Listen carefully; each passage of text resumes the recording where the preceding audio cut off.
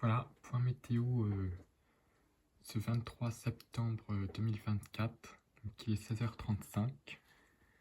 Donc je vais vous parler de ce qui va se passer au niveau du temps sur la France. Donc pour l'instant, on a une petite dépression qui va nous donner des averses orageuses, mais au niveau des géopotentiels, on n'a pas encore trop de bleu sur le nord de l'Europe.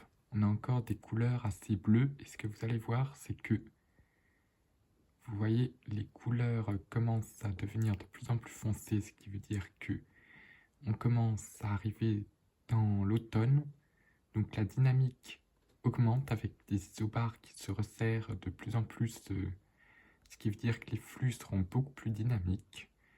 Et vous allez voir là, en France, on a ce resserrement progressif des isobars, ce qui veut dire que le vent va souffler de plus en plus fort.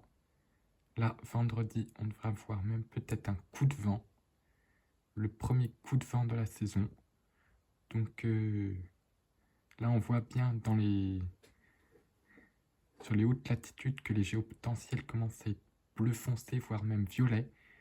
Donc ça veut dire que le vortex polaire est en train de se reconstituer. Et là, on a ensuite encore, pour la fin du mois, des dépressions.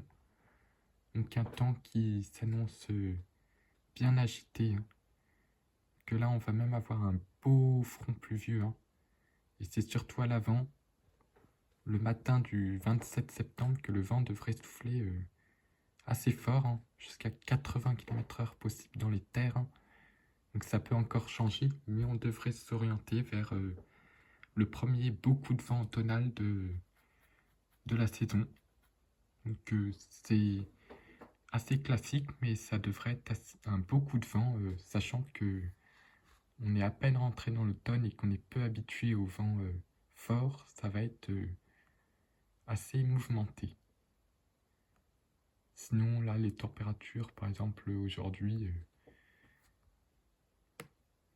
sont encore assez douces, hein. Mais on a surtout aussi des averses, donc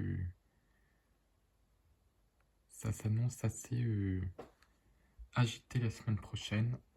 Donc un défilé de perturbations qui va pouvoir démarrer. Donc le premier gros défilé de perturbations de l'automne pour cette fin septembre.